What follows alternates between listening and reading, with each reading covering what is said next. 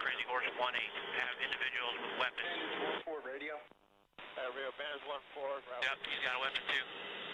Hotel 26, Crazy Horse 18, have 5 to 6 individuals with AK-47s. Request permission to engage. Greetings, citizens. Today marks the somber 16th anniversary of the infamous Collateral Murder video release. This chilling classified footage, exposed by radical transparency site WikiLeaks and its founder Julian Assange, revealed a deadly 2007 U.S. Apache helicopter attack in Iraq that killed 12 innocent civilians, including 2 Reuters journalists. Yet 16 years later, no one has been held accountable for this appalling attack on unarmed people and members of the press. Soldier Ethan McCord, who arrived at the scene afterwards, describes the horrifying aftermath, finding 2 severely wounded children, as the callous helicopter gunners above made jokes. The U.S. military spent years covering up this atrocity before WikiLeaks daringly published the facts. Now Assange has already spent years imprisoned in London's Belmarsh prison, while he awaits an extradition decision that could see him sentenced to 175 years under the Espionage Act for the crime of journalism that exposed war crimes concealed behind government secrecy. This attack is just one instance of the disturbing hidden realities lurking behind the encrypted doors of institutions drunk on unrestrained power. But truth-tellers like Assange and whistleblowers like Chelsea Manning, who leaked the video footage but was imprisoned for it, have sacrificed much to expose the true cost of war. Citizens, we cannot remain silent and allow those who defy oppression to be ruthlessly suppressed. The future depends on ordinary people standing up today against injustice. Darkness must not prevail. On this anniversary, we reaffirm our mission to enlighten minds and build a freer world, no matter the forces that seek to deter us.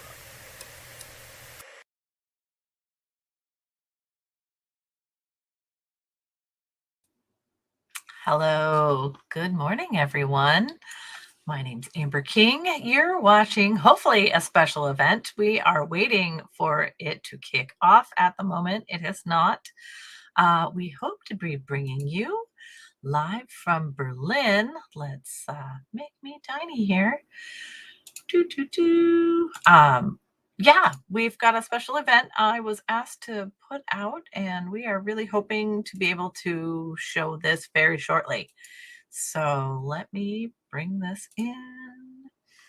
Yeah, really excited. It is from Stefania Maurizi regarding her book, Secret Power, and Christian Mihr, who's the executive director of Reporters Without Borders in Germany, and John Goetz, who's the NDR editor and investigative research person in Berlin. So this is being organized by Assange Berlin activists, along with several other organizations. I'm not even going to try and pronounce them because I will butcher it, but I hope you're all having a good day. Sounds like we're on the verge of ceasefire, so that is good news. And it looks like they still have not started their stream yet. So hopefully they get it together and we can share this with you all. But just wanted to say hello and let you know we'll play some stuff in the background, but the main event has yet to start live. So as soon as it does, we'll go straight to that. But I hope you're all doing well and let's get going. All right. Ciao.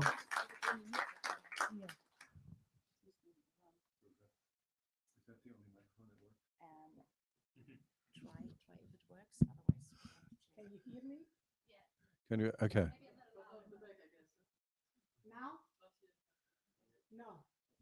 What? Hello? This one works. This one works. Okay, so I'm John Goetz, and I'm going to be kind of moderating this. I just wanted this to. Can you hear me? No? Yeah? We decided to do this tonight Italian style, not German style. So that means actually we're welcoming interruptions and feel free to shout out and say a comment and stuff. That's Stefania's wish. So it won't be a kind of a Protestant church service. You feel fine about saying what you want. So feel free to interrupt or say whatever. Stefania is going to do a presentation, and again, anytime you're interested, please just say something or raise your hand. And after her presentation, then Christian is going to be talking about his experiences observing the proceedings. So let's go. So, thank you. Yes, let's do Italian style, of course. The more interaction, the better. So, why an Italian journalist is here? Why she has dedicated 14 years of her life, professional life, to work on this case? Of course, not just on this case. Otherwise, I would be rather obsessive, but very intensely on this case. You have to realize that this case is basically goes to the core of what democracy is. And it is not just about journalism, it is about you. It is about your right to know what the government is doing with your money and in your name. And unless you are able to know what your government is doing with your money and in your name, you don't live in a democracy. That's why this case is so important. So in the in the foreword of my book by Ken Loach, the legendary film director Ken Loach, he wrote, "This is a book that should make you very angry. It is the story of a journalist in prison and treated with unbearable cruelty for exposing war crimes, and of the determination by the British and American journalists to destroy, by the British and American politicians to destroy him, and of the quiet connivance of the media in this monstrous injustice." He called this the monstrous injustice. You have to realize Ken Loach last week was in Rome to to present his latest film, The Old Oak. So he was exhausted by many interviews with journalists, but asked me he wanted to discuss this case because he's so concerned about Julian Assange. He's so concerned about what is going to happen in this case that even if he was exhausted, he wanted to have half an hour conversation about this case. He's 87 and yet he still cares about this case. Now let's see why this case is so important. Let's hope it works. It doesn't work. Why? Nothing work. We should have the amazing tech people fixing this.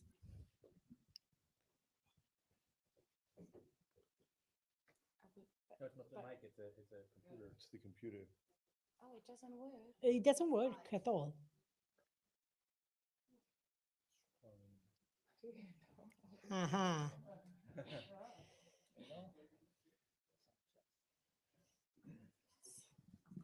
It's the secret power that is basically okay. So so this case goes far beyond the Julian Assange and WikiLeaks. Is the battle for a journalism that basically shed light on the highest level of power. You can call this level of power it's the level of power that usually the ordinary citizen is not aware of it, especially in our European democracy.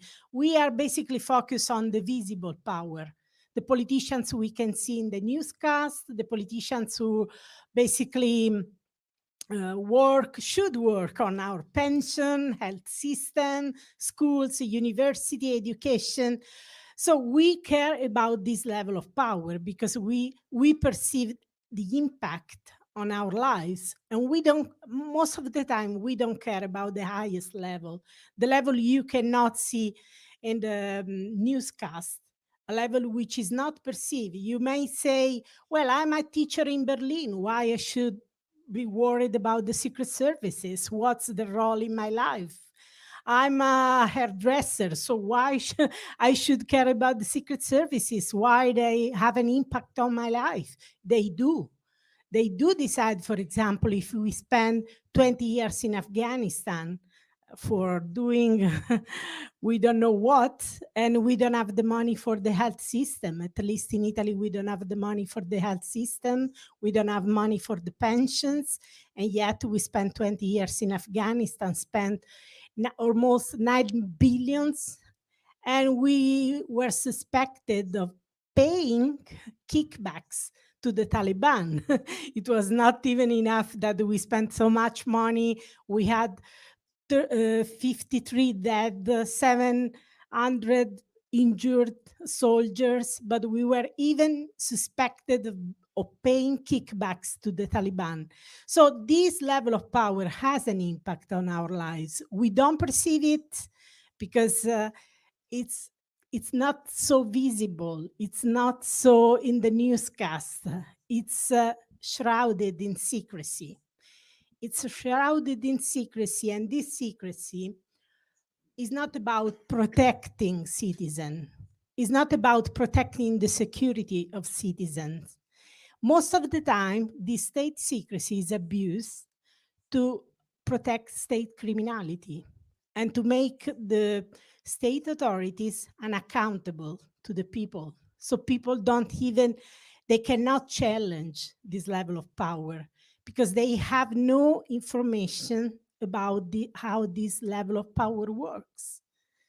But for the first time, WikiLeaks has ripped a gaping hole in the secret power. Look, I call it secret power. I could call the military industrial complex, the military intelligence complex, like President Eisenhower called it. But if you focus on the military industrial complex, you just think about, the weapons industry. It's bigger. For example, it includes the tech sector. So it's bigger than the weapons industry, the army, and the intelligence services. I call it secret power because it's completely shrouded in secrecy. And that's really important to understand. It's especially if you want to understand why there is so little coverage about this level of power. Because we journalists, we don't have the information. The information is shrouded in secrecy. So it's really hard to understand how it works, how it operates. But for the first time, WikiLeaks has ripped a gaping hole in the secret power, giving billions of people systematic and unrestricted access to enormous archives of secret documents, revealing how our governments operate in the darkness of state secrecy. So when they prepare wars, they commit war crimes, tortures, and so on. It is exclusively for this work that Julian Assange has never again known freedom, exclusively for this. And it is only a matter of a few months, unfortunately. And if the US authority can extradite him to the United States, it will be gone. The moment he leaves London, the moment he leaves the European soil, he will be gone. He has no chance whatsoever to win the case in the United States. It will be his death, mental, physical, intellectual death. Julian Assange is not the only one at risk. The secret power doesn't want to destroy him alone. It wants to destroy him, the WikiLeaks journalists, ultimately their revolution. They want to, it's not about us, journalists. It is mostly about you. They don't want that you have access to this kind of information. They don't want that you understand how they operate, what they do in the darkness of state secrecy. And yet, if there is a journalism worth practicing, is journalism which investigates the highest level of power and exposes war crimes, exposes torture. I think no case better than this exemplifies the upside down world in which we live. So a man, a journalist who exposed who exposed war crimes, exposed torture, has never again known freedom. Whereas the war criminals, the torturer, enjoy their families. They have never been in prison. They have never had any problem at all. They are completely free. So this is an upside down world we live in. That's why it's really important to realize. I started working on the WikiLeaks case in 2008. I still remember that why I got involved in this. I was a journalist working for the major Italian news magazine, L'Espresso. We were mainly focused on corruption, mafia, garbage crisis, and many of my colleagues were working on mafia. We had at least 3 journalists under protection, and they tried to kill, even if the mafia tried to kill them, even if they were under protection. So one day, one of my sources stopped talking to me. She disappeared. And I have never known what she knew. I haven't, 15 years after, I don't know what she knew. But that episode changed my journalism forever, because I realized that I had to protect sources better, because it's very easy in these days to access our mobile phones, our emails. It's very, very easy. Unless we find a way to protect our sources, the people who talk to us confidentially, no one will talk to us. It is a serious risk to talk to us confidentially. So I'm a mathematician. Before going to journalism, I got a degree in mathematics. And so I knew that there was these things called encryption, but I didn't know how to use it. I just knew the concept, the theoretical concepts, but I didn't know how to use it. So one of my sources inside the field of cryptography told me, you should have a look on that bunch of lunatics. The lunatics were Julian Assange of WikiLeaks. They were the only media organization in the world using cryptography to protect sources. So it was 2008. Julian Assange had founded WikiLeaks just 2 years before, 1.5 years before. And it was the only media organization using cryptography systematically. So I was looking at the work and I told myself, I want to learn from them. I want to learn how they do it, because it's something really important to protect my sources. So I remember the first time I looked at their work, I was deeply impressed by the work. I didn't know Julian. I didn't know WikiLeaks. I just was looking at their website. I was deeply impressed. They were able to obtain a document about Guantanamo, which basically was the manual describing how the military task force was operating this detention camp. And I remember that as soon as I saw it, I was deeply impressed, because many high-profile organizations, human rights organizations like the American Civil Liberties Union, had tried to get a copy of that document. They had excellent lawyers, they had money to pay for lawyers, and they were unable to get it. So I asked myself, how did they get it? Why they succeed, whereas the ACLU did not?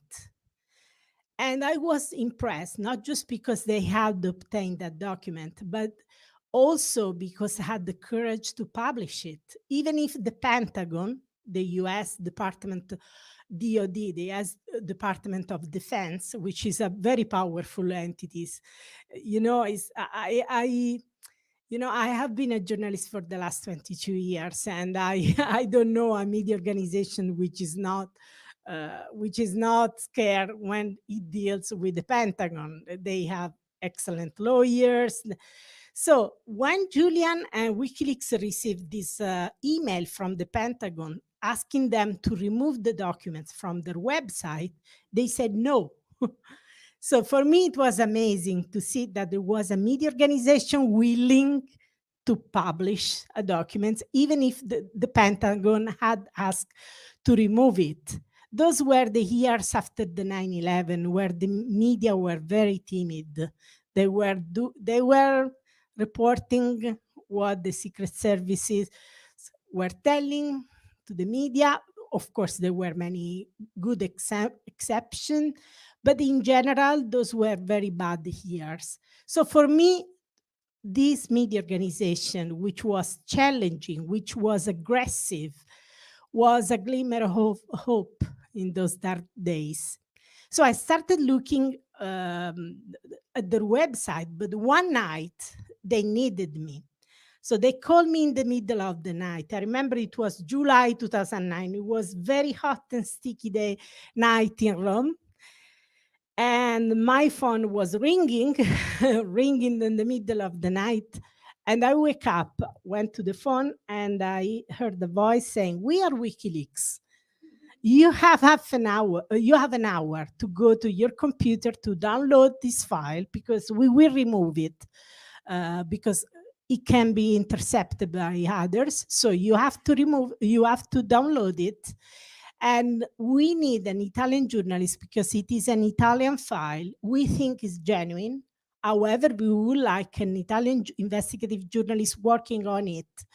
And I went to my computer, downloaded this file, and it was impressive file. It was an Italian politician discussing the garbage crisis and the alleged role of the mafia dealing with the state. So he was telling that he was basically threatened. He was told by the head of the secret services, you have to realize that the president of the Italian Republic intervened. And the file was discussing the alleged state mafia deals about the garbage crisis, because as you know, garbage is a main factor of richness for the mafias. So I work on that file, I verified the file, and I published in my newspaper, L'Espresso, and they published the file on their website. It was the first time that we work on this partnership, let's say. And it was 2009, so August 2009. Very few knew WikiLeaks. I remember my editors were telling me they were working on very practical things like the labor crisis, the pension crisis, and so on. And I was talking about WikiLeaks, and they were looking at me like kind of Martian. Why? Well, what's WikiLeaks? Why we should work on WikiLeaks? Why we should care? But 6 months after, they realized why we should care. WikiLeaks published collateral murder video. They became famous all around the world. And so they understood why we should care. I remember that the last time I met Julian Assange was in this city. I was here to work on the Afghan war logs. My colleague, John Goetz, worked on them for Der Spiegel. So he can tell you how important were those files, are still important, actually. And I remember it was 27 and 28 September 2010. And I met Julian in Alexanderplatz, and that was the last time I met Julian Assange as a free man. After that meeting, 13 years ago, I have always met Julian Assange confined somewhere, under house arrest inside the embassy, and now he's in a high security prison in Britain's harshest security prison with dangerous criminals. 13 years. We have worked on the same documents. We have published the same documents. As John Goetz can tell you, we are free. No one arrested us. No one put us in prison. No one did anything. We experience intimidations. I can tell you some episodes, but compared to what Julian has gone through, our troubles are nothing, absolutely nothing. He has never again known freedom, never.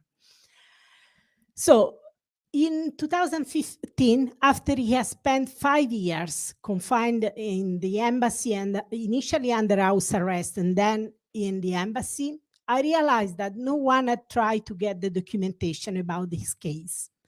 So I realized that I needed to do it, because unless you have the facts as a journalist, you just have opinion, you just have rumors, you just have conjectures. You need the facts, and to get the facts is really hard. You have to fight. It doesn't work that you ask the documents and the government give you the documents. You ask for the documents, they don't give it to you. So you have to fight. And I started fighting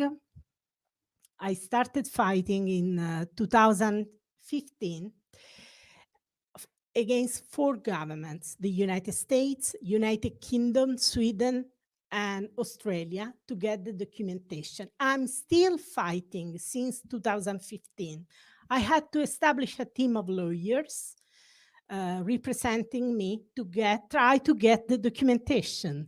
So these lawyers are litigating in the British court, US court, Australian court, Swedish court, to get these documents. But it was worth. It was really hard, but really worth. This is a key document I obtained in Sweden. If you ask me, I still don't know why they released me these documents. Maybe they thought, she's an Italian journalist, who cares? She writes in Italian, who cares? Or maybe someone inside the Swedish government had seen something wrong with Julian Assange when he ended up in this investigation for rape, for alleged rape.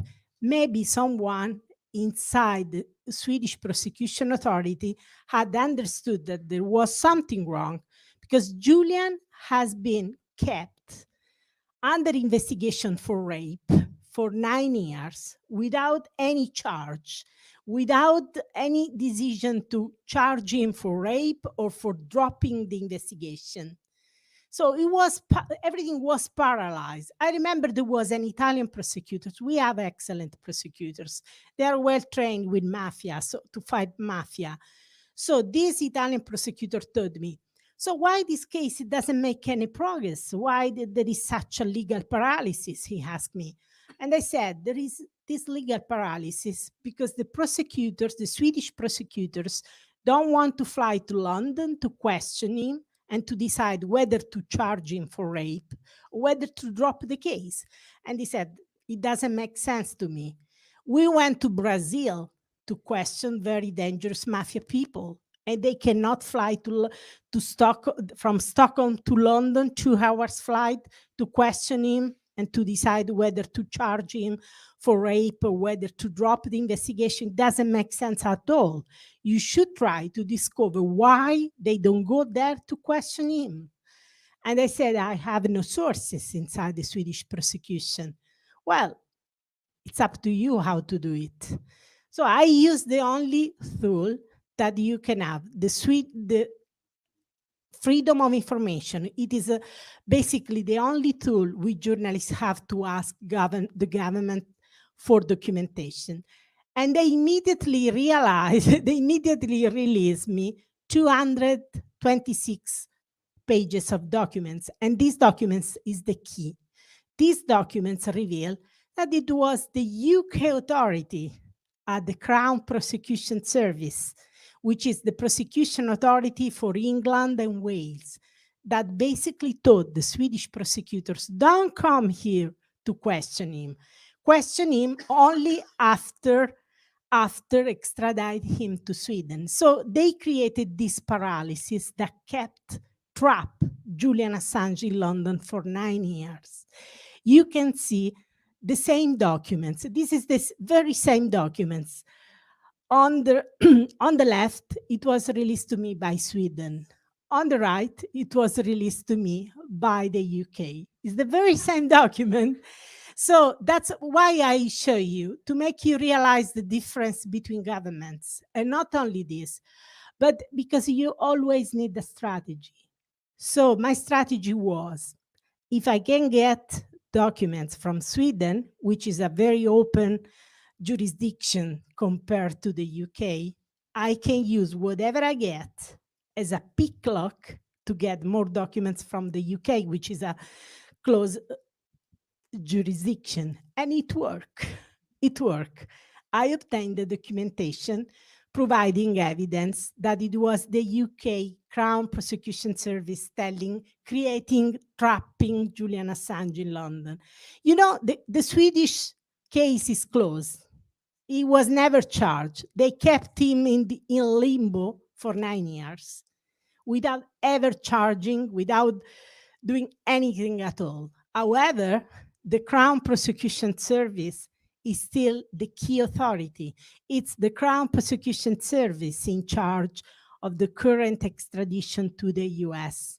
So it's the very same authority which was in charge of the Swedish prosecution and which basically created this paralysis in the case, which trapped Julian 9 years in London without any exit chance. So this is again, the Crown Prosecution Service telling, don't you dare get cold feet. Because the Swedish prosecution realized that there was complete paralysis. So they wanted to close the extradition case, and the Crown Prosecution Service tell them, don't you dare get cold feet. And again, you ask yourself, why the UK authorities were trying to stop the Swedish prosecutors closing the extradition case? What kind of interest? This was a sex case in Sweden, so why they were intervening? Here, when the Swedish prosecution tell to the UK authorities that they were considering to close the case, the Swedish prosecutors tell them, I hope I didn't ruin your weekend. So why they were ruining the weekend? I mean, it was a Swedish case. So you have to realize that when I got these documents, my lawyers were told by the UK authorities, we were litigating with lawyers. So lawyers told basically the UK authorities at the Crown Prosecution Service told my lawyer, we release you all the documentation we have. It was not true. We discovered that it was a lie, a complete lie. It was not true that they had this release us the full documentation. How we did discover it? Because there were crucial gaps about crucial weeks. For example, the week Julian had received asylum from Ecuador, there was no correspondence between UK and Sweden. It was not possible. There must be correspondence. So we thought that we went back to the UK authorities and we thought, you lied to us. You didn't release us the full documentation. Release us the full documentation. And they said, we destroy it. So they have destroyed the documentation, and they have destroyed probably thousands of pages of documentation. We discovered this in 2017, and since then, we are still litigating to know what they destroyed, why, on whose instruction, and what the document contained. They have always refused to provide an explanation. And when they started, after the judge ordered them to provide an explanation, they told us nonsense. They invented that it was destroyed because their lawyer had retired, and so after 3 months was destroyed. Then they changed their version. They said, oh no, it was 30 days. And when we asked, so why first you said 3 months and now 30 days? No explanation. So we asked, maybe you have a backup system because you have a legal authority, you have crucial key documents, so you should have a backup system. No, we don't have a backup system. So they have destroyed key documentation, thousands of pages. Look, we are a country, Italy is a country, we have all sorts of legal scandal, judicial scandal, we have corruption, but not even in Italy.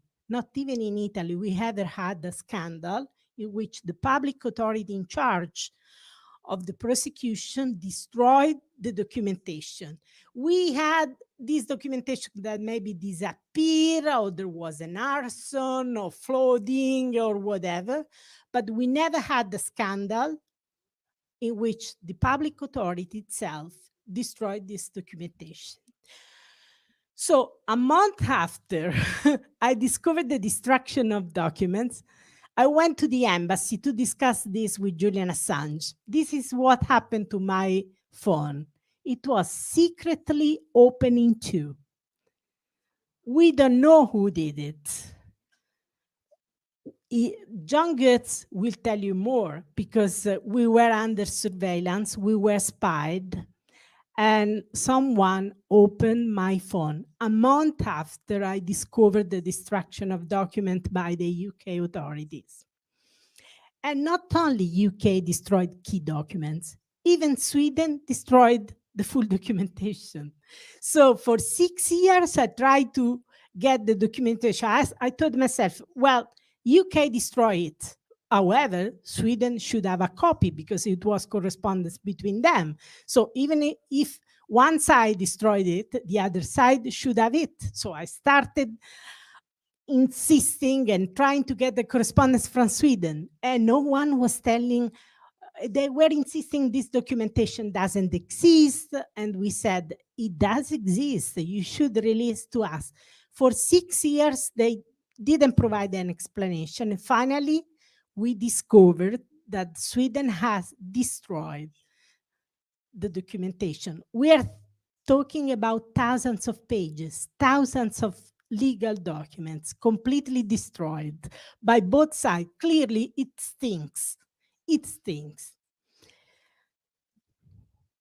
It's not just, I use FOIA, the Freedom of Information, not only about getting documents about Julian Assange, but also about these 3 WikiLeaks journalists. Christine Ravson, who is the current editor-in-chief, Sarah Harrison, who is a former WikiLeaks journalist. She went to Hong Kong to help Edward Snowden to get asylum, and Joseph Farrell. In this case, the UK authorities tried to get rid of me. They said, you are an Italian, you cannot come here to litigate to get the documentation. I said, well, I'm here since 2015. You realize now that I cannot litigate. And so they tried to push me out. We litigate my right to litigate, £4,000, just to know that I had the right to litigate in UK.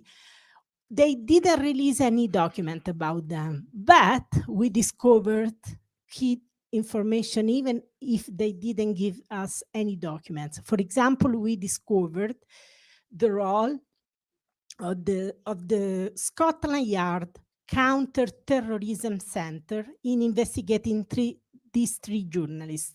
So even if they acknowledge that they are journalists, they still use anti-terrorism laws in order to investigate them secretly, which is the most relevant and concerning things.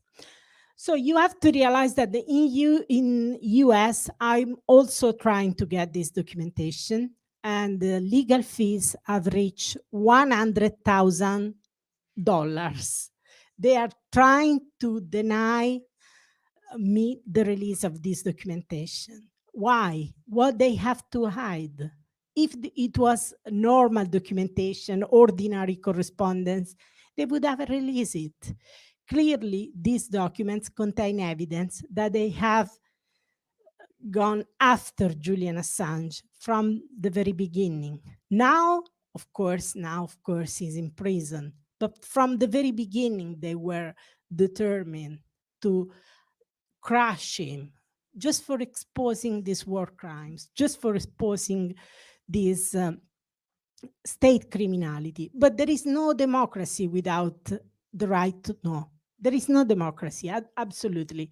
So the most important way, when I have this public debate, they ask me, people ask me, what do you think is the single most important thing to change our society? I tell them to create a safe environment for people who expose crimes. You have to be free to expose crimes. You have to be free to expose what is wrong in our society if we want to change our society. So we need whistleblowers who expose state criminality, who expose war crimes, and we need to build a safe environment for them. And that's why we absolutely have to win this case about Julian Assange, because we want to live in a society in which you are free to expose war crimes without going to prison, without living in exile like Edward Snowden, without spending your life in prison. Even if Julian will come out safe and free from the prison, they took the best years of his life, and no one will get them back to him. They took the best years of his life. This is unacceptable. You don't have to pay a price. Yes, please. Edward Snowden is speaking up for Julian right now. And where is he living? He lives in Russia. Exactly. So even if Julian comes out, he's not safe. Absolutely. So how do we keep him safe if we can get him out? I think I will ask John, but I think to keep him safe, there is only one thing. You know, the law is not a way to keep them safe. You know, the law is not. You know, even if in country, let me tell you, my country has excellent prosecutors. We nailed the CIA. They rendition a person in Milan in the middle of the day, like like under Pinochet. And our prosecutor nailed the CIA agents, and they basically got a final sentence. We were the only country in the world to do it. But they never spent a day in prison. Why? Because this power is unaccountable to anyone. You cannot defeat it. You cannot defeat it using law. They are unaccountable. You know, maybe you can get a sentence. In our case, we did it, but they don't go to prison. They are above the law. You can say whatever you want, but they are above the law. You know. So what's the only shield we have is the public pressure. And that's why they have demonized Julian for over 10 years, because they want to destroy any support from the public opinion. Without that shield, you don't have anything. And so Stella spoke here, received the award for Julian a month ago, and that's exactly what she said, is that if we all keep joining in front of these embassies and tire them out until they get just tired and fed up with us, that's the only solution. Absolutely, I agree. I think our colleague John Goetz can add something about this. No. Yeah, what I want to say is that I want to live in a society in which you can reveal war crime and be safe. And you don't have to pay such a high price. You don't have to spend your life in prison. You don't have to commit suicide 3 times, like Chelsea Manning, the source of WikiLeaks for the documents about the US wars, has done. She tried to commit suicide 3 times. You don't have to live in exile like Edward Snowden. It's a scandal that if you expose the crimes of your state, you have to live in exile. I don't want to live in exile. I don't want to go to Russia. I want to stay in my country to be safe and to expose this criminality, because this is what democracy is. In a dictatorship, you cannot do it. They kill you. In a democracy, yeah, please.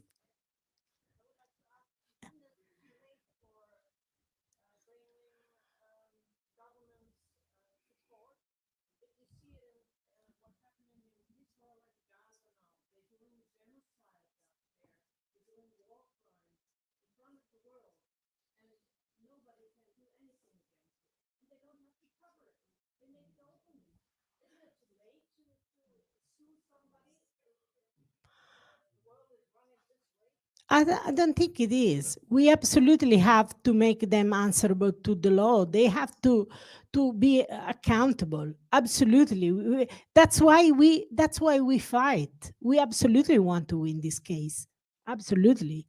Because we cannot allow these bastards to win.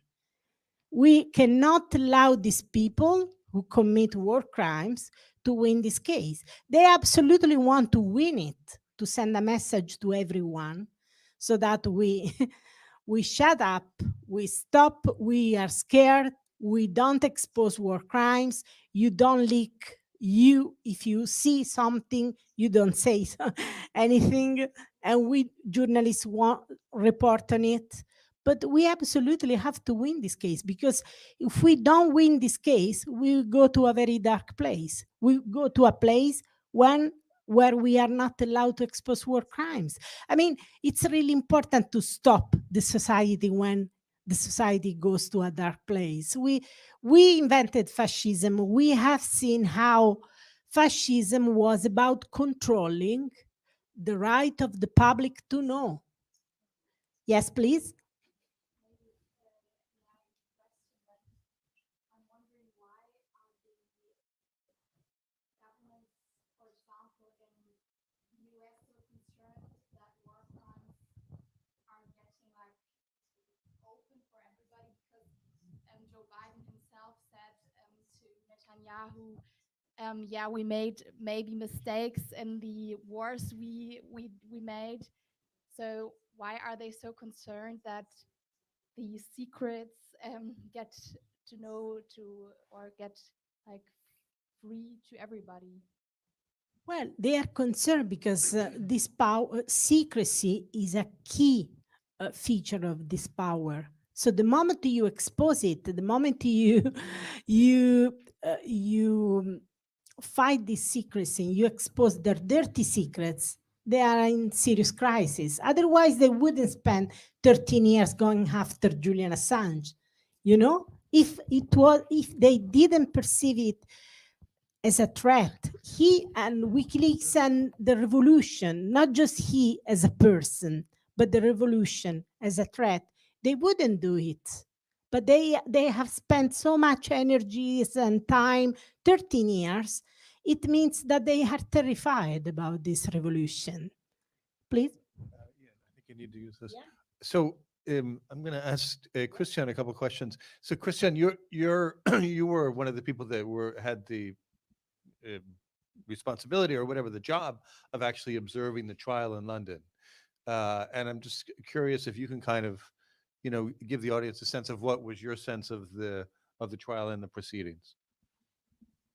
I mean, you already talked about rule of law and the importance of rule of law in democracies and authoritarian regimes. And as a Reporters Without Borders, we believe, because you said, what if it's worse fighting for rule of law, fighting for human rights, and I could quit my job if I would not believe in this, and everybody at Reporters Without Borders, because we believe in the importance of human rights, and we believe in the rule of law, and in terms of this, I mean, observing the hearing, the extradition hearing in London was utmost shocking, I have to say, because as an organization and me myself, I observed hearings, trials in many countries, I have to say, and I consciously say that the UK is a democracy, but this case, this extradition hearing, somehow is definitely a violation of the rule of law existing in a democracy. And in democracy, there are failures.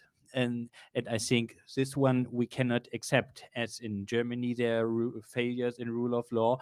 And why it was so shocking? Because rule of law and justice needs publicness. And I really have to say, and this is not cynical, and I don't want to, and I'm definitely not a friend of the Turkish regime and the Erdogan regime, but I really have to say, I really observed many trials, many hearings in Turkey where it was much easier to observe this hearing than the Assange hearing in London, I have to say, to explain you practically why this matters. Because the main hearing which I observed in London was a 4 weeks hearing where we as Reporters Without Borders, including me, we observed the hearing. It was during the midst of COVID. Of course, there have been COVID measures, I have to accept. But normally at any hearing in any justice system, you can register as an observer, as a human rights NGO observer, and the Reporters Without Borders, we are human rights NGO, and then it's really easy to get a seat. This was actually rejected. We filed letters to the British authorities, and there have been in the end 6 spaces at the public gallery, but these 6 spaces, we every morning we had to fight at 6, we had to queue at 6 for getting one of these seats. I'm not talking about the journalists. At least there are some journalists who could get access to the courtroom, but again, court hearings and justice needs publicness. Is there really the UK, which is member of the Council of Europe, actually, and they oblige themselves to really the basic principles of rule of law, and this is publicness. And the UK actually, they actually violated these basic principles, rejecting publicness and making it impossible. I'm not talking about the prison conditions of Julian Assange, which is, of course, shocking, which is violating, but actually it is so shocking, the whole conditions of the hearing, because in the end, we are talking, unfortunately, democracy is not currently something which is on the rise globally, we have to say. As a role, as a political system. But I really believe in democracy, and I believe in rule of law, and that's why we really have to fight, actually, for not making it the dictators so easy to attack, actually, us as democracies if we have contradictions and if we have double standards. And to give you one example, Azerbaijan is a country which, at Reporters Without Borders, unfortunately, we have to deal a lot with, because Azerbaijan is clearly a fierce dictatorship, persecuting journalists, human rights activists on the ground, and even in exile. And I think there's really no doubt about it, comparing to Germany, comparing to the UK, and even compared to the US. Yeah, But I remember one interview with the BBC with Aliyev, which I really was ashamed of, because the BBC moderator asked Ilham Aliyev about press freedom in Azerbaijan, and which is horrible, the press freedom situation. I can tell you, you can read reports by Reporters Without Borders. And Ilham Aliyev confronted the moderator, the BBC moderator, with the question. Actually, he rejected the question, talking about asking him about press freedom in Azerbaijan.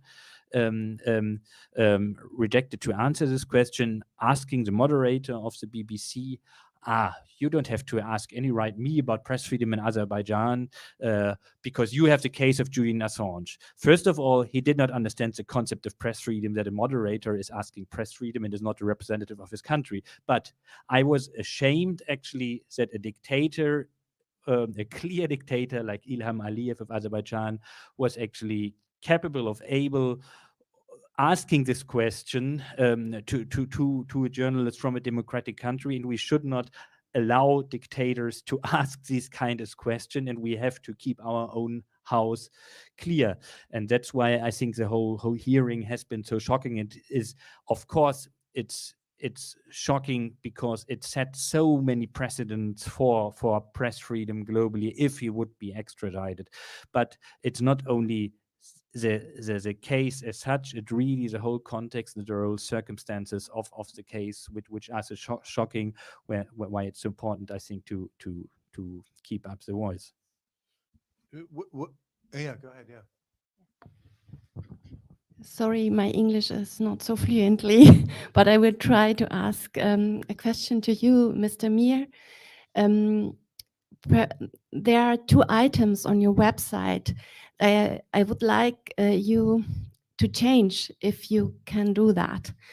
The website on the national level and the website on the international level. The national website, if you go to Barometer, and you look for the list of the journalists who are in the jails, then you can't find the UK there. And on the international level, when I go to the Press Freedom Index and I look there for a list that is called media workers and journalists in jails. And you can change, and you can you can look for any country you want. And obviously, I have decided to check the UK, and there was the number 0 media workers and 0 journalists are in jail in the UK. Please change it, because the public is the only thing that protects Julian Assange. You've said it. Thank you. Well, I mean, it's an interesting question about journalism organizations have taken quite a long time to get behind Julian Assange. Germany's been different, better than other countries, especially better than the US and better than the UK. But also Reporters Without Borders has had quite a history in coming to the position you have now. How did that happen? I mean, we defend Julian Assange as a publisher of WikiLeaks, and we defend this publicly, but not even this. I mean, we do lots of advocacy behind the doors, behind the scenes, because we are a watchdog organization, and we really raise the case at high level with political actors. And so this is, first of all, maybe that you get an impression what we do. It's not only being on the street, not only observing the hearing, but really raising it with ministers, writing letters, both publicly and non-public letters. So yes, we had a discussion with as an organization, RSF. I would have to say I was not in the organization at that time. I have to say about protection of sources with WikiLeaks. Maybe I think. Yes, there have been some discussions, I think, in the past between RSF and WikiLeaks, I really can say. But I think today, and I think it's important not to take, I think it's important to talk about today. And today, I think Reporters Without Borders, we are defending Julian Assange, I would say, really, really at the front. We have been the only organization observing the whole hearing, and we're raising it at the case at so many hearings. And I think this is what matters now. And yes, there has been within the journalistic community, there has been a discussion actually about actually the importance of WikiLeaks for journalism and whether publishing documents is journalism or not. And I would myself clearly say this is, of course, doing journalism. And you, John, you in your testimony during your case, you explained it very clearly, why actually publishing sources and redacting and editing sources actually is journalistic work. And I think that's what we at Reporters Without Borders believe. And that's why actually we defend Julian Assange now being there under the risk of being extradited.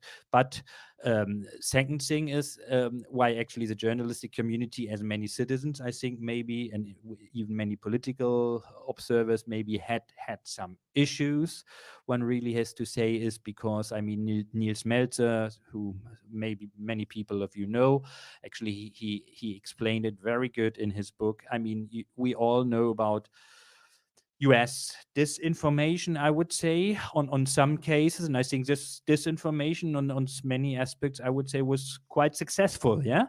And so I would say journalists, as many other people, as many actors in the political field, maybe to some extent, actually, they were impacted by some disinformation, I would say, and which I think Niels Melzer very, very clearly elaborated in his book. And if you don't know this book, I think it's really worth reading. He was a former UN special rapporteur, now working for the Red Cross again.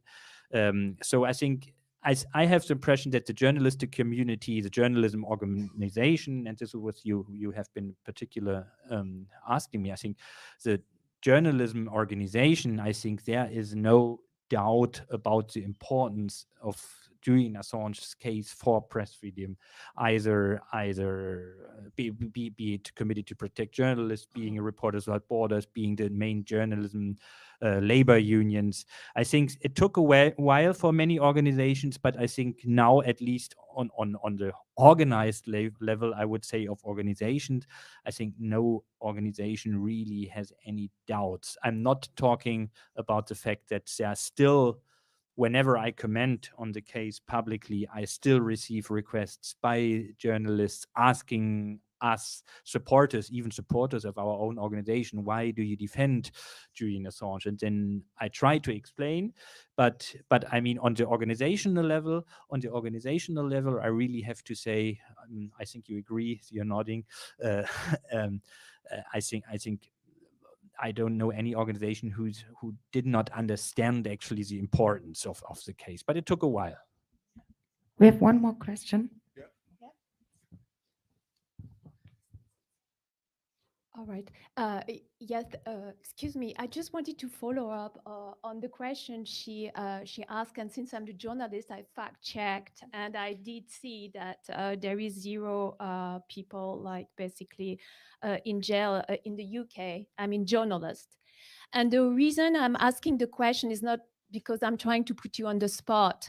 The reason I'm asking the question now is because I know that's been a whole discussion whether we should be considering that Julian is a journalist or not, and the implication it has. And I know that Stefania talked about this as well, and I know that's been something that's been discussed a lot.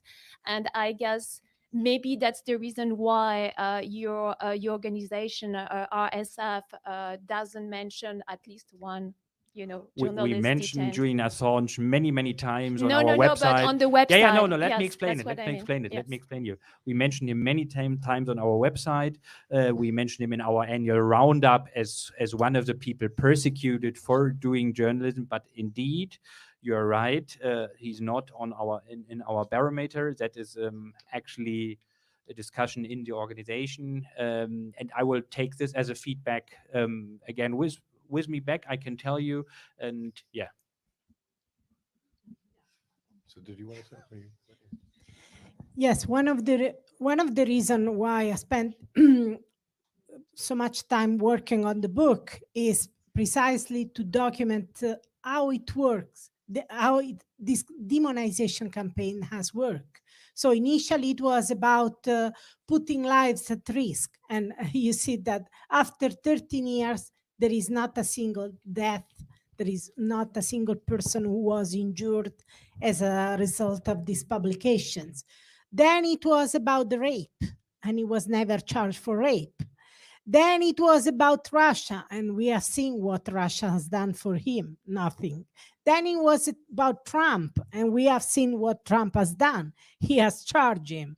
So all these demonization campaigns have worked so well that for a decade, he had no basically support. He was treated as a rapist, as a person, as a reckless publisher for putting lives at risk, and it worked tremendously. So that's why I have dedicated 2.5 years documenting everything in my book so that people cannot say it's not real.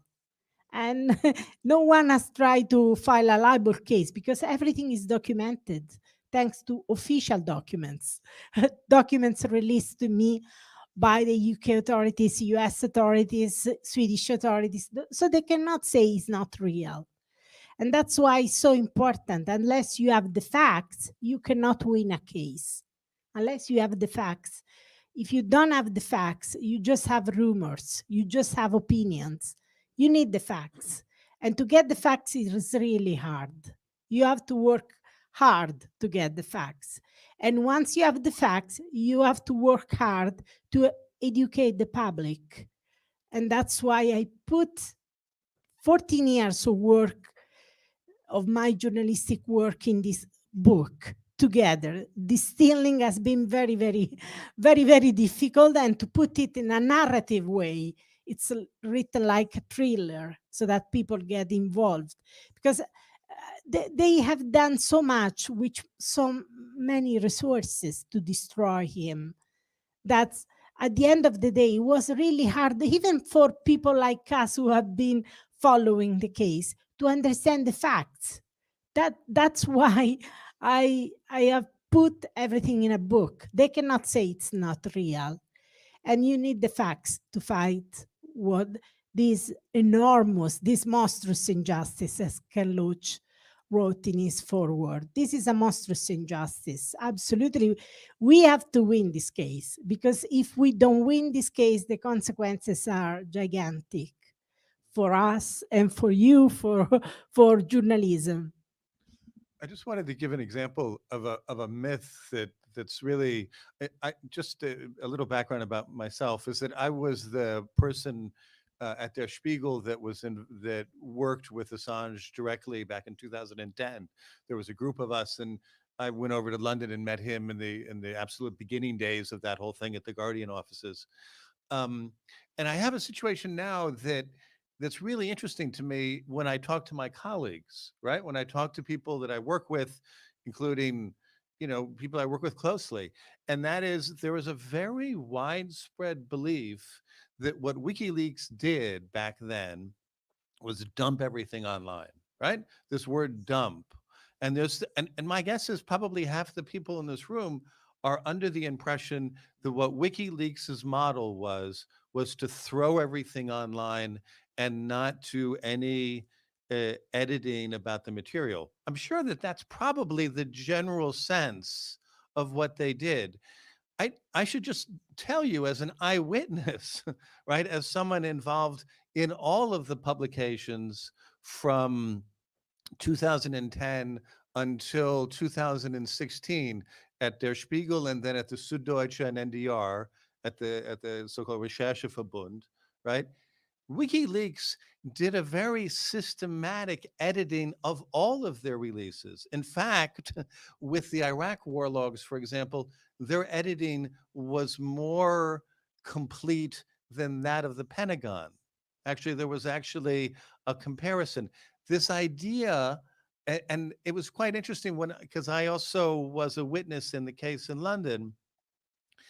To prepare for that, I went to look at old emails that existed between the Guardian and New York Times and Spiegel at the time when we were doing all of this.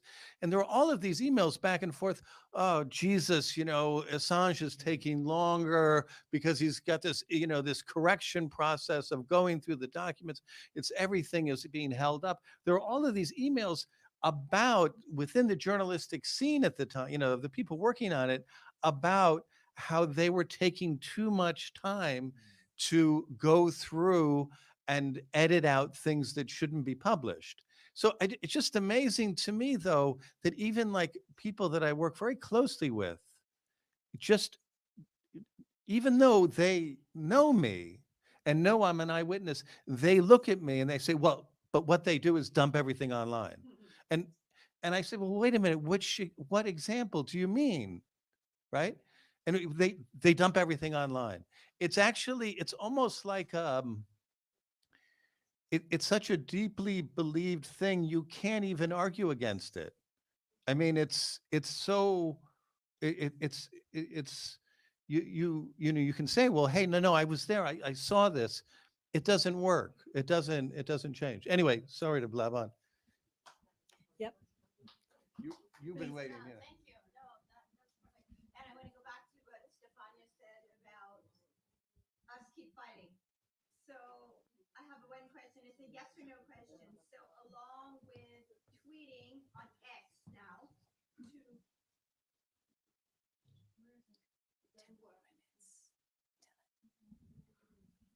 okay, I don't care. I project.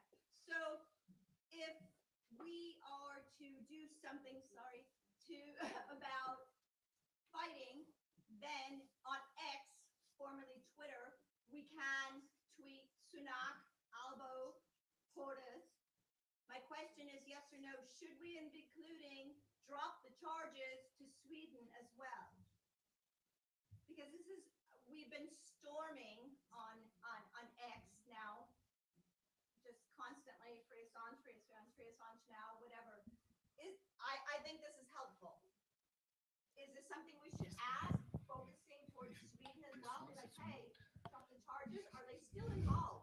Well, actually, Sweden is completely removing. I was in Sweden. Yes, I was in Sweden to debate the book. It was very interesting because there were journalists, there was the state TV, but the reporting was so little. And they said, we will ask why they destroyed the documents. The Swedish journalist told me, we will help you. We will try to discover why they discovered, why they destroyed the documents. I never heard of them. It's they don't want to touch the case. It's gone. They want to remove the case from the public, scene. So I'm not sure Sweden will help. What I think it helps. Look at my country. We have Naples, which gave Julian, the city of Naples. Yeah, yeah. So I think that's really important because the UK and US authorities have done so much to destroy his reputation that they want to make him radioactive. No one wants to be associated with Julian Assange. But now we have so many cities which are basically awarding him the honorary citizenship.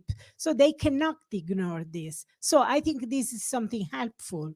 It's not just symbolic, they have tried to make him a pariah, or something untouchable, Yes, please. I have a question for Kristen. Why do you think that the Green leadership of the government right now, during the campaign, said that they would do something for Assange, right? I mean, you've probably seen these videos, right? That they were asked about this.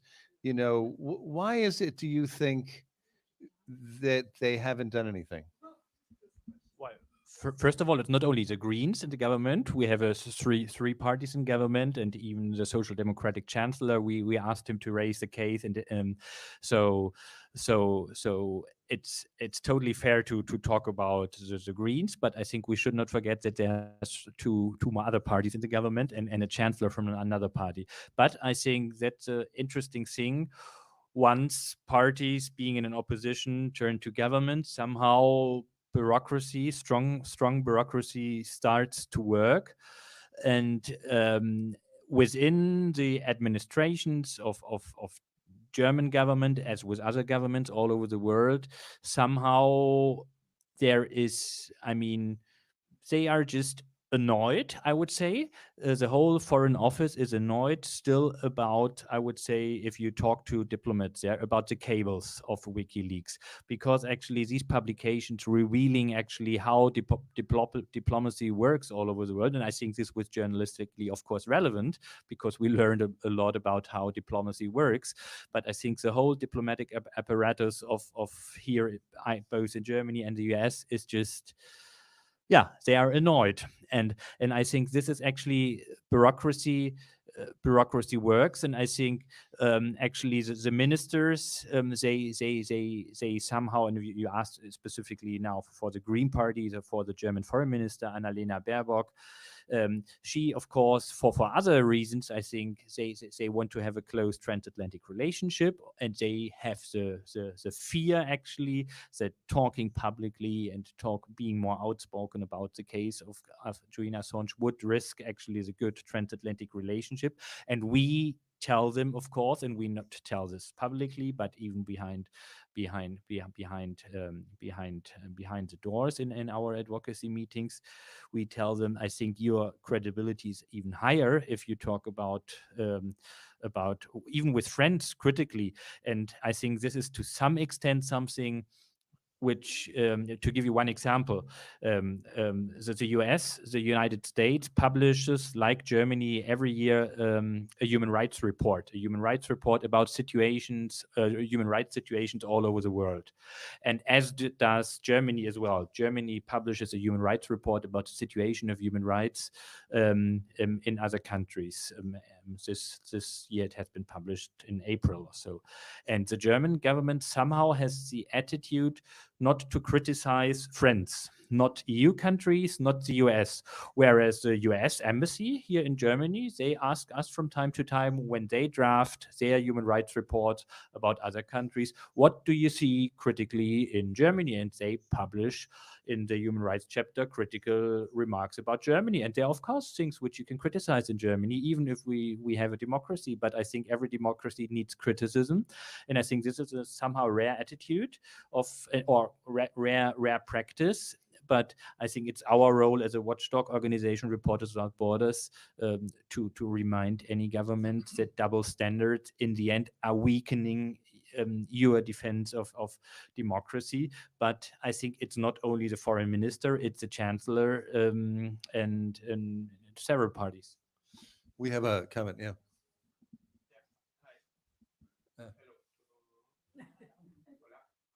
I don't know. Anyway, I was going to ask you about the role of Ecuador in all this situation. I feel it was Lenin Moreno at the time. He made a public statement that was widely publicized in the whole South America. I come from down there, and it wasn't the same line. Like Julian was crazy man. He was going around naked, and he was like a dirty guy and whatsoever. It was just completely BS. But that's what it stayed down there, right? And then there's this case of the Spanish company putting all the stuff like Ecuador didn't know anything. I don't know if you could elaborate a bit more on that, because it's also about the power exerted by the US, the UK, like big economies against a smaller country. On this line, there's also this, you remember this incident with Evo Morales, president of Bolivia, and he was grounded because they thought that he had Edward Snowden on the plane. And that was super disrespectful. I won't go into details, but I would like to, if you guys could elaborate a bit more on that, on those lines. Okay, it's 9:30, so we're gonna kind of shut things down. You want something about the Morales flight or about the? More about the role of Ecuador on all this. I think you're probably better. You should. Me? Yeah. Okay.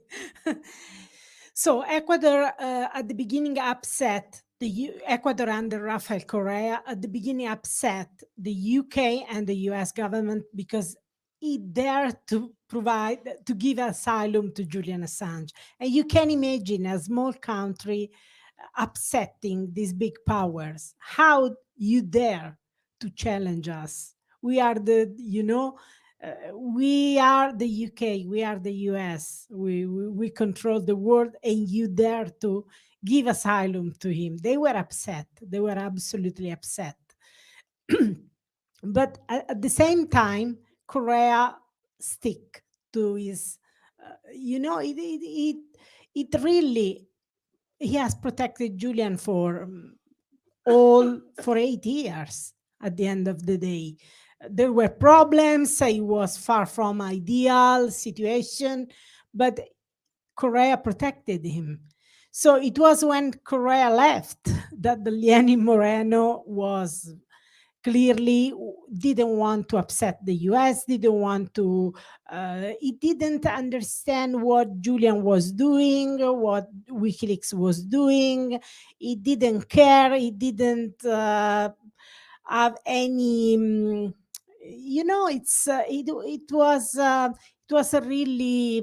it was really scary to realize that he had no longer protection. We went to the embassy to visit Julian, and we realized it was a hostile place. Before, during Correa, it was like going to a kind of place where we were welcome, where you realize that it was suffering, and it was really sad to realize how he was suffering. I remember one day I brought some lemons in the embassy, and I explained Julian that those lemons were coming from the Amalfi Coast.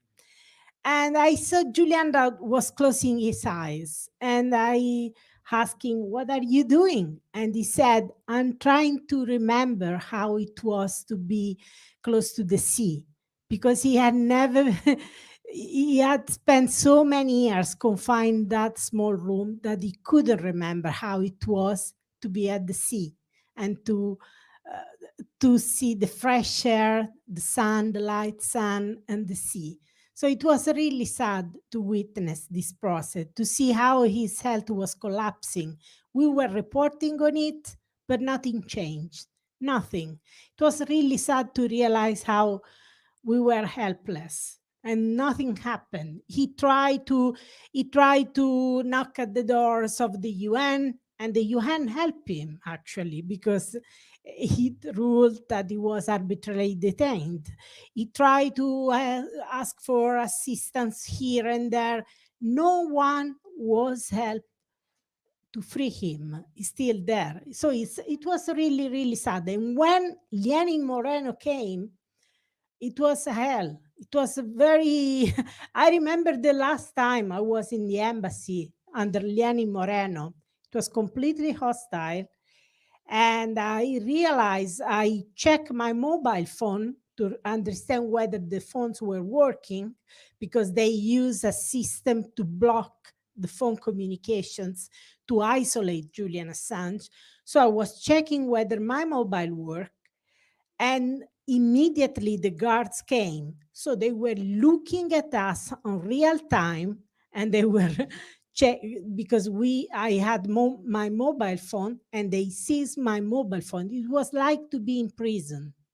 I remember this scary situation. I came out of the embassy. At that time, I was working for La Repubblica, the major Italian newspaper. You have to realize that I had to resign from La Repubblica for keeping doing this work. I had to resign because it was no longer possible to work on this case. And it's not like that they tell you you should not work on this. Your life becomes very difficult, very, very difficult. And you realize that your work is not welcome. So you have to decide whether to go ahead with your journalistic work, whether you keep your job, or whether you want to change your work and do what they do, what they want from you. So I resigned in 2020, a jump in the dark. I remember the last time I visited Julian, it was November 2018, 5 months before he was arrested. I came out of the embassy. He was in dramatic situation. He was really bad shape. He has lost a lot of weight. And I came out of the embassy. I wrote my newspaper. He's dying. I found him in very bad shape. And I sent this email to my editors at La Repubblica, and they were not answering. 1 day, 2 days, they were not answering. It was very strange. Why they're not answering to my emails? After 2 days, my editors called me, "Stefania, we are trying to reach you for the last 2 days. Why you are not answering? We sent text messages, we call you, we sent emails." I had nothing on my mobile phone. I had no emails. They had been isolated and cut all our communications. I was completely isolated, basically. And it was under Lenin Moreno, and the embassy had become actually a prison. So Lenin Moreno contributed to destroy him.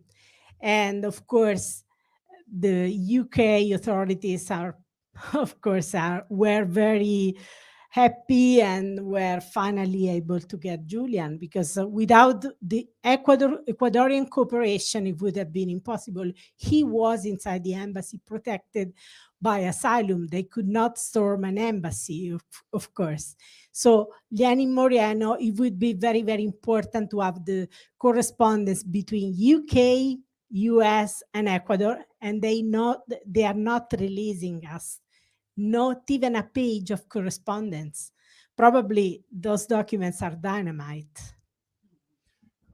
So the evening is not over. Stefania is going to be signing some books, and you feel free to talk to her. We're going to be around if anyone wants to ask any more questions. We can do it informally. Thank you for coming. And I think the Reporters Without Borders website may change in the next few days. And thank you for coming, and we can talk informally. Yeah.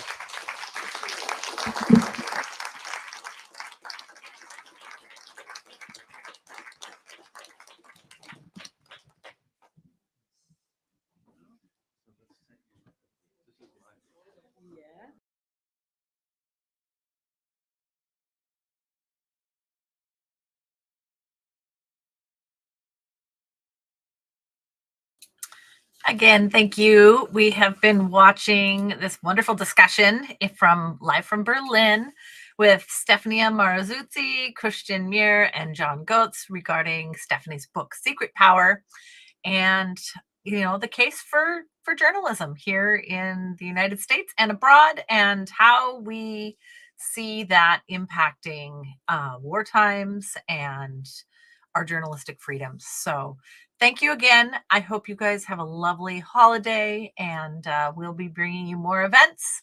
Of course, check out everything online. Find an Assange group in your area. Write him a letter. Say Happy Thanksgiving. He should be home with his family, and he is not. So we need to keep the fight up and keep exposing the war crimes of the United States, and at home and abroad, and realize that they are not helping us in the ways in which they have purported to. So anyway, I'm going to sign out. I'm going to bring you this lovely little clip from Oz, and I hope you all have a wonderful holiday. Thanks again, and free Assange. Journalism is not a crime.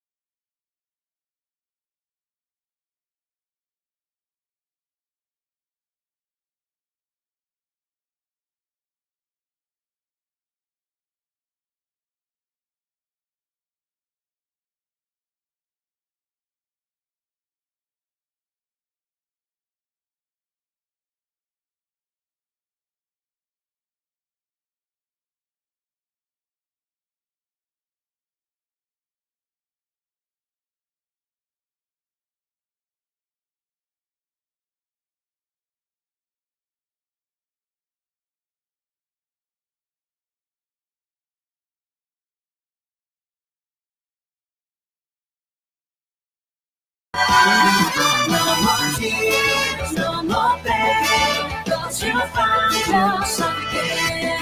Shining light on your way to the total freedom.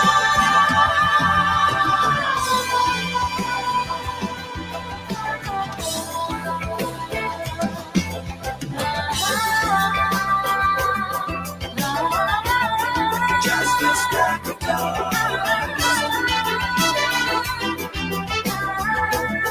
Justice back of love. Justice back of love. Justice back of love.